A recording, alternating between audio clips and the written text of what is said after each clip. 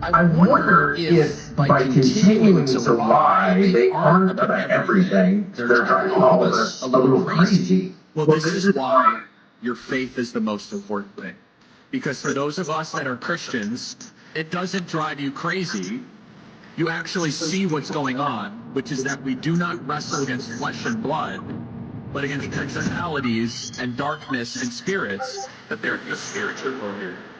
And you're right, Tucker. I find people in this space that are not anchored to faith, anchored to Jesus, they do lose. Because there is no rational or reasonable explanation for what the country is doing to itself or what we are experiencing. But if you then see and know that there is a God and we are that there is an entire dimension of angels and demons and spirit that are constantly struggling around us, that there's this supernatural dimension that's mentioned, all of a sudden that does not make sense.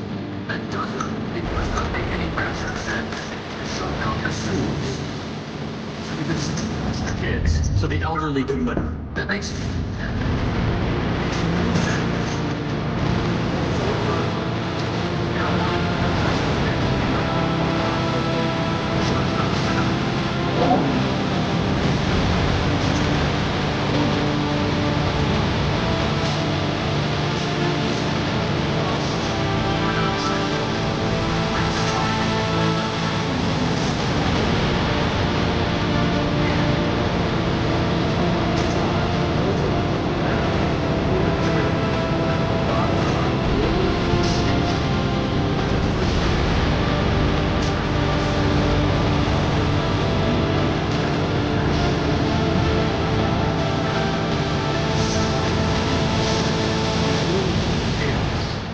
God is a God of order, and order only comes with distinctions, and distinctions are necessary. Think about all the distinctions that God set up in the first 6 books of Genesis that are currently under attack. The distinction between male and female, the distinction between man and nature, the distinction between the holy and the profane, the distinction between good and evil, the distinction between infant and adult. These distinctions have always been what Western civilization were built upon, but it is Satan's goal to blur and eventually destroy those distinctions, because those distinctions of which we get order, and if you do not have that order, then you have the closest thing to satanic chaos here.